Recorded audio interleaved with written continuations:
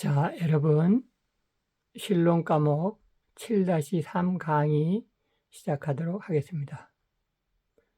이 7-3 과목은 성경에 대해서, 특별히 웨스트민스터 신앙고백에서 성경에 대해서 어떻게 표현하고 있는가 라고 하는 부분을 설명해 드리는 그런 시간이었습니다. 그래서 이 과목이 신론이라고 하는 과목이기 때문에 웨스트민스터 신앙고백에서 성경의 저자이신 하나님에 대하여 어떻게 진술하고 있고, 우리가 하나님을 알기 위해서 성경을 어떻게 봐야 되는가 라고 하는 부분을 설명드렸던 거죠. 그래서 그 중에서 좀 중요했던 게 성경은 하나님의 말씀이다 라고 하는 사실이에요. 이 명제라기보다는 진리인데, 이 진리를 우리 합동교단, 그러니까 보수교단 또는 칼빈주의를 중시하는 교단에서는 학생들이 아주 자주 들어요. 그러니까 그게 성경은 하나님의 말씀이다 라고 하는 이 명제를 이제 거의 외우다시피 또는 당연시 하고 있는데, 학생들이 알아야 될 것은 이 주장에 대해서 반대하는 또는 공감하지 않는 사람들이 무슨 얘기를 하는데 그들의 얘기가 어떻게 틀렸다, 어떻게 비성경적이다 라고 하는 것을 제대로 얘기할 수 있는 실력을 쌓는 거죠. 실제로 그런 실력을 갖춘 학생들은 그렇게 많지 않은 경우가 많은데, 여러분들이 잘 알 수 있도록 하기 위해서 칼바르트의 예를 들었죠. 칼바르트와 또는 그를 추종하는 사람들이 성경에 대해서 뭐라고 얘기하는가. 그래서 한 3가지 정도 얘기를 했는데 다시 한번 요약하는 의미에서 강조해 드립니다. 성경은 하나님의 말씀이다 라고 얘기하지 않고 성경에 하나님의 말씀이 있다 라고 얘기함으로써 성경에 하나님의 말씀만 있는 것이 아니라 인간의 말도 있고 심지어 마귀, 귀신의 말도 있기 때문에, 그래서 성경에는 오류가 있을 수 있다. 결국은 오류가 있다. 결국은 그 얘기죠. 그렇게 귀결되는 그런 얘기에 대해서 어떻게 칼빈주의 입장에서, 성경적인 입장에서 반박하는가 라고 하는 얘기를 했습니다.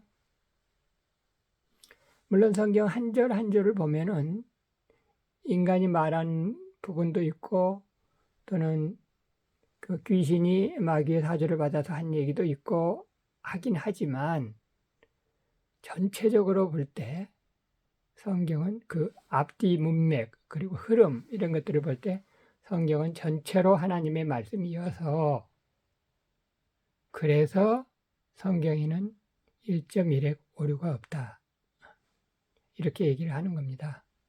한 절 한 절을 보면은 그때그때 상황에 따라서 인간이 말한 말도 있긴 있지만 그 전후 문맥을 보면은 분명히 하나님께서 하시고자 하시는 말씀이 있어서 전체적으로 하나님의 말씀이다.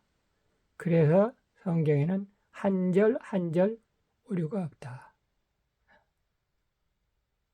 1점, 심지어 그 예수님의 말씀 표현해 갈 것 같으면 1.1핵도 천지가 없어지기 전에는, 천지가 없어지더라도 율법의 1.1핵도 없어지지 않을 것이다. 이렇게 표현하신 바와 같죠. 그래서 그 있다라고 진술하는 경우, 그리고 두 번째는 성경이 하나님의 말씀이 된다라고 하는 부분도 얘기를 드렸어요. 성경이 어떠한 조건을 갖추고 있을 때 성경이 하나님의 말씀이 된다.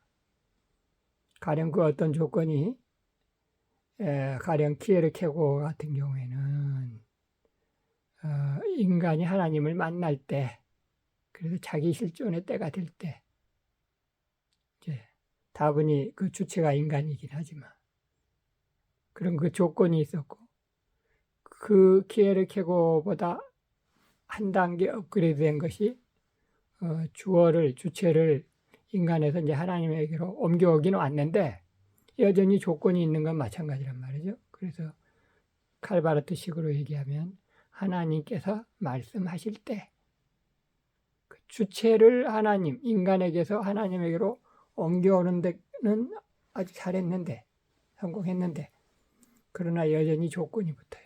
하나님께서 말씀하실 때. 그러니까 하나님께서 말씀 안 하시면 성경이 하나님의 말씀이 아니라는 거예요. 그러나 그렇지가 않고 하나님께서 이미 말씀하신 그 기록들이 성경에 있기 때문에 성경은 하나님의 말씀인데, 그런데 그 하나님의 말씀이 나에게 말씀하실 때도 있고 나에게 울려올 때도 있고 울려오지 않을 때도 있는데, 혹시 나에게 울려오지 않을 때라도 역시 성경은 하나님의 말씀이다 라고 보는 것이 그 어떤 조건도 거기에 가미하지 않는 우리 칼빈주의 입장이고 개혁주의 입장이다. 그런데 칼바르트는 그 성경이 그 성경을 통해서 또는 하나님께서 말씀을 하실 때 성경이 하나님의 말씀이 되는 거고, 그렇지 않을 때는 이게 성경이 하나님의 말씀이 아니라 그냥 종이다. 까만 건 글씨고 하얀 건 종이다. 그러니까 성경주의에 빠지지 말아야 된다. 물론 성경주의, 하여튼 무슨 주의가 들어가는 건 안 좋은 건 사실이에요. 우리는 그 어떤 주의도 빠지지 말아야 되고, 심지어 성경주의도 우리는 빠지지 말아야 되긴 하지만, 그러나 우리는 성경주의가 아니라 그렇게 하나님께서 나에게 말씀을 안 하실 때라도 역시 성경은 하나님의 말씀이다. 이렇게 보는 것이 합당하다는 겁니다. 그리고 이제 또 한 가지는 짧게 얘기할 수 있겠는데, 그냥 성경은 계시이다, 특별 계시이다 이렇게 얘기하면 되는데, 계시의 증거다라고 함으로써 성경은 계시의 증거이다 라고 함으로써 그 얘기는 무슨 얘기냐면 성경에 하나님의 말씀이 있다라고 하는 얘기나 같은 얘기예요. 성경에 하나님의 말씀이 있다라고 얘기하면 성경에 하나님의 말씀이 아닌 것도 있다라고 얘기하는 것과 마찬가지로 성경이 계시의 증거이다 그러면 성경이 계시의 증거이면 성경이 특별 계시이다라고 얘기하는 것과는 다른 얘기가 되는 거죠. 예, 통합측 교단의 그 예배 순서지를 보면 다분히 그 계시라는 말을 좋아하면서 그 예배 순서 중에 계시의 증거 또는 계시 선포 뭐 이런 식으로 예배 순서를 이렇게 해가지고 그냥 말씀 선포,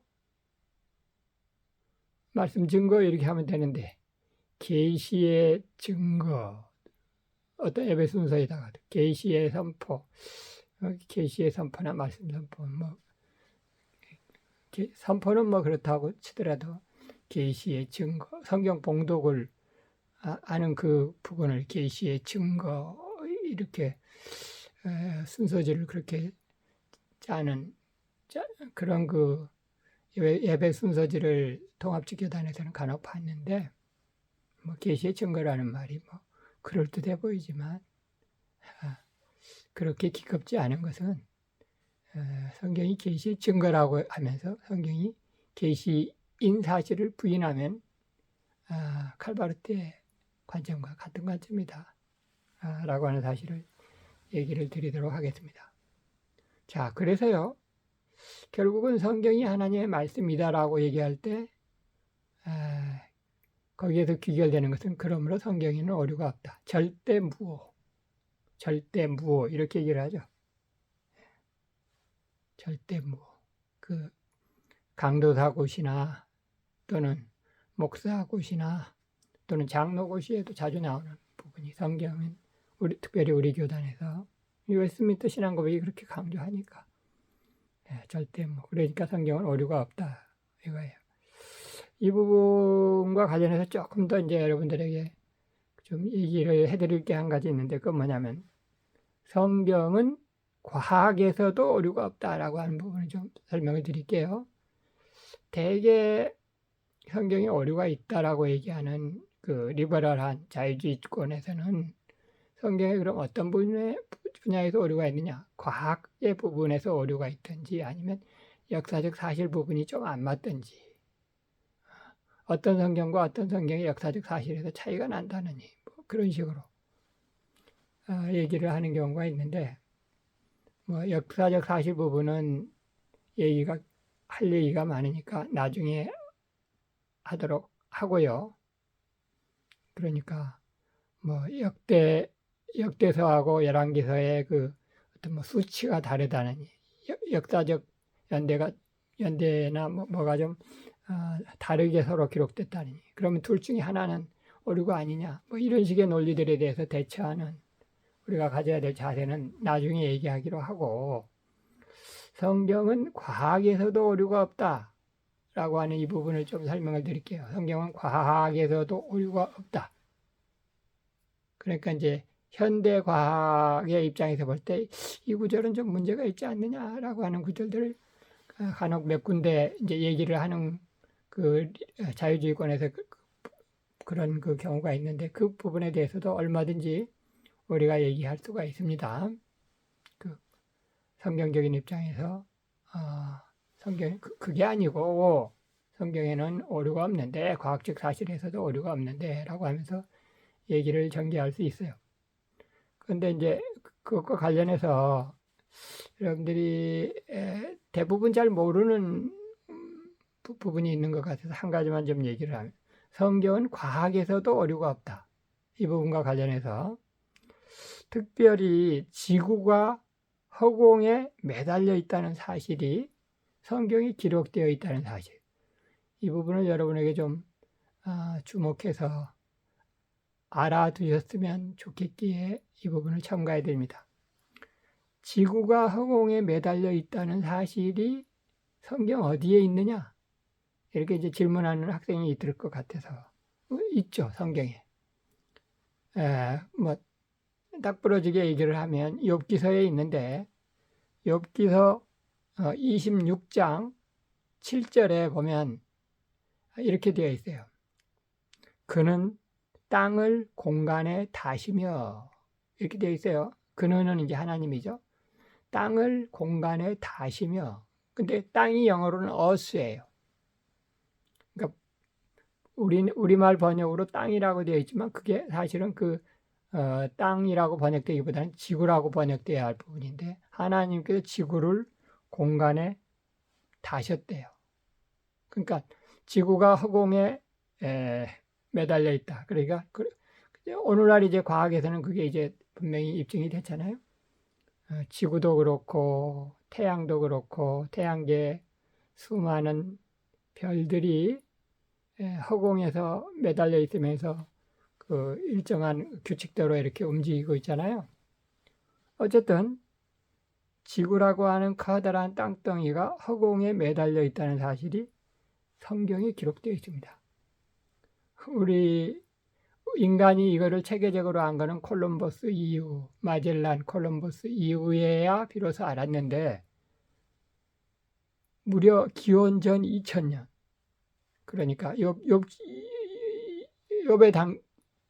욥이 살았을 무렵에 성경에 이미 구약 성경에 이미 그 사실이 기록되어 있다. 욥기서하고 아브라함 족장 시대하고 이제 같은 시대로 보니까 그래서 이 사실 그리고요 또 있어요. 지구가 둥글다는 사실도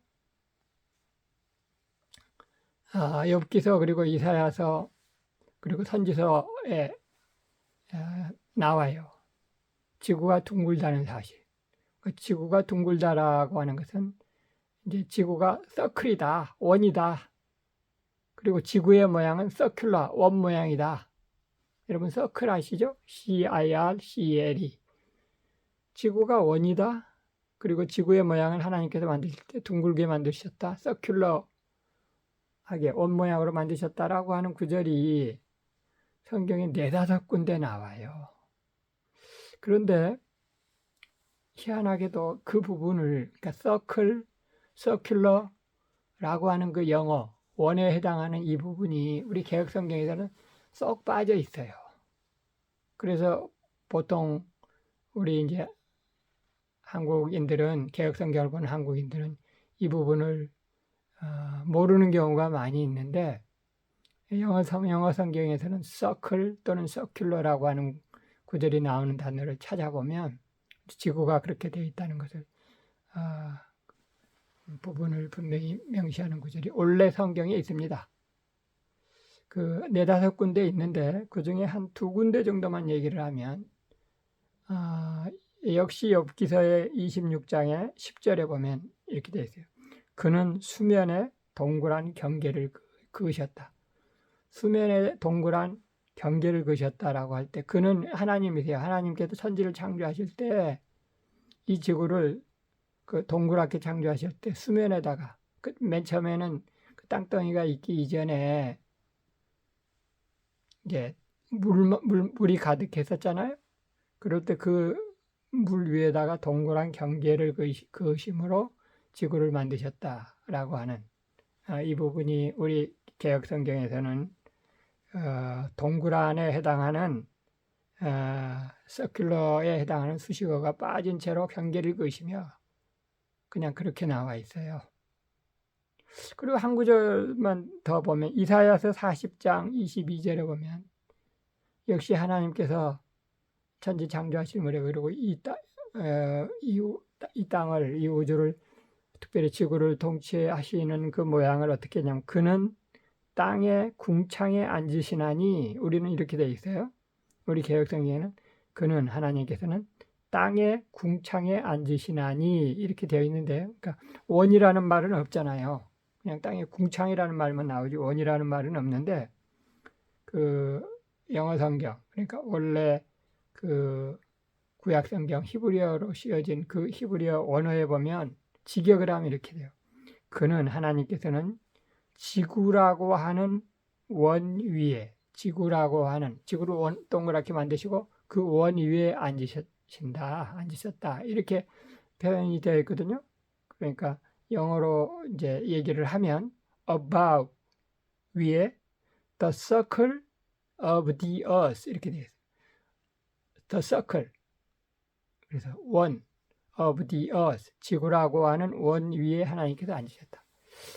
그래서요, 성경은 과학에도 오류가 없습니다. 과학에 오류가 없을 뿐만이 아니라 인간의 지혜로 결국 18세기, 19세기에 가서야 겨우 알게 된 진리들을 성경에는 계시의 말씀으로, 하나님께서 계시의 말씀으로 욥기서 또는 이사야서 또는 선지서들을 통해서 이 지구의 모양을 가르쳐 주신 과학적인 사실, 그러니까 도저히 인간의 머리로서는 알 수 없는 그 사실이 성경에 기록되어 있다는 사실, 이 부분도 그것이 인간의 머리에서 나온 것이 아니고 하나님의 말씀에서 나왔기 때문에 과학의 모든 과학의 주가 되시는 하나님의 말씀이기 때문에 오류가 없다. 인간이 생각하기에는 얕은 과학적 지식에 대해 보면은 이게 옳은 것 같지만, 그러나 그 과학을 통할하시는 하나님의 입장에서 보면 결국은 성경에 오류가 없다. 이런 말씀을 드릴 수가 있겠습니다. 자, 마지막으로 성경의 4가지 속성. 성경의 4가지 속성은 우리 7-2 강의 잘 필요하다면 다시 들으시면 되겠고, 4가지 있는데, 일반 그 신학 서론 시간에는 성경의 권위를 제일 먼저 설명을 하지만, 그 웨스트민스터 신앙고백상에서는 권위보다도 먼저 성경의 필요성에 대해서 제일 먼저 나오고, 그 다음에 권위가 나오고, 그리고 충족성, 명백성, 이런 순서대로 웨스트민스터 신앙고백에서는 설명을 하고 있다 라고 하는 것도 알아두시면 좋을 거예요. 왜냐하면 웨스트민스터 신앙고백에서는 1장 1절에서 성경의 필요성 을 얘기하기 위해서 그 일반 계시만 가지고는 부족하다. 그러니까 특별 계시인 성경이 필요하다라고 하면서 일반 계시는 또 뭐하고 연결이 되냐면 그 인식에 대해서, 하나님을 인식하는 데 대해서, 하나님을 어떻게 인식할 수 있느냐라고 하는 그 인식의 부분이 칼빈의 기독교 강요의 맨 앞부분이 그 인식에 대한 부분이에요. 인간이 자기를 알고 하나님을 알아야 되는데 어떻게 인식을 하느냐라고 하는 그 인식과 관련해서 일반 계시가 있고, 그리고 또 일반 계시만 가지고는 한계가 있기 때문에 특별 계시가 필요하다라고 하는, 그래서 웨스트민스터 신앙법에서는 성경의 필요성을 제일 먼저 얘기한다 라고 하는 거. 그래서 순서가 하여튼 어찌됐든 권위가 먼저이든 필요성이 먼저이든 네 가지가 있는데, 그 중에서 여러분들이 꼭 염두에 두셔야 될 거 한 가지 강조했던 거 다시 한번 또 강조하도록 하겠습니다.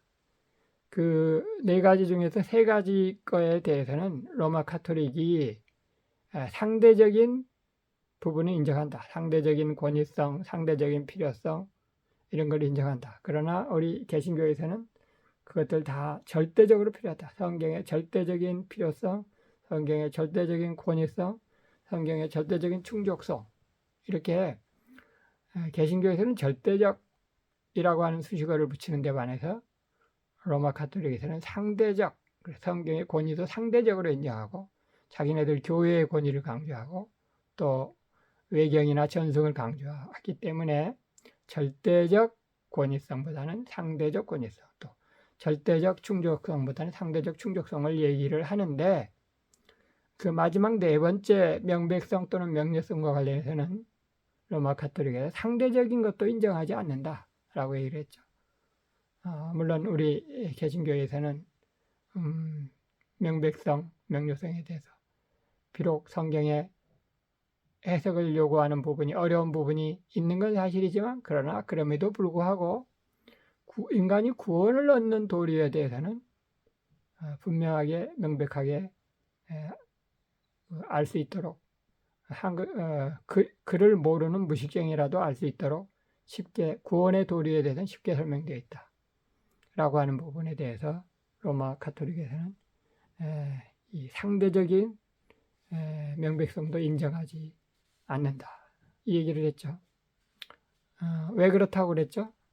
자기네들의 성경 해석권, 자기들의 배타적인 성경 해석권, 오직 로마 교황과 교황을 둘러싸고 있는 그 추기경 단, 그네들에게만 성경 해석권이 있다고 함으로써, 심지어 그네들은 역사적으로 성경 번역도 부정적으로 주장해왔던 사람들인데, 자기네들의 그 성경 해석권, 배타적인 그것을 옹호하기 위한 목적에서 그들은 상대적, 성경의 상대적 명백성도 심지어 부인하는 그런 입장을 취하고 있다. 그래서 이제 여러분들이 성경의 네 가지 속성에 대해서는 우리 개신교의 입장, 로마 가톨릭의 입장, 그리고 한 걸음 더 나아가면 신비주의의 입장. 신비주의는 또 이제 로마 가톨릭하고 또 약간 또 대조적인 입장에서 개신교와 또 다른 얘기를 하는 입장이 신비주의인데, 그들은 뭐라고 얘기하나? 그래서 어떤 것이 과연 성경적인가, 어떤 것이 옳은 진리인가라고 하는 것을 여러분들이 진술할 수 있으면 좋겠습니다. 자, 그러면 여러분들 수고 많으셨습니다. 또 다음 주에 보도록 하십시다.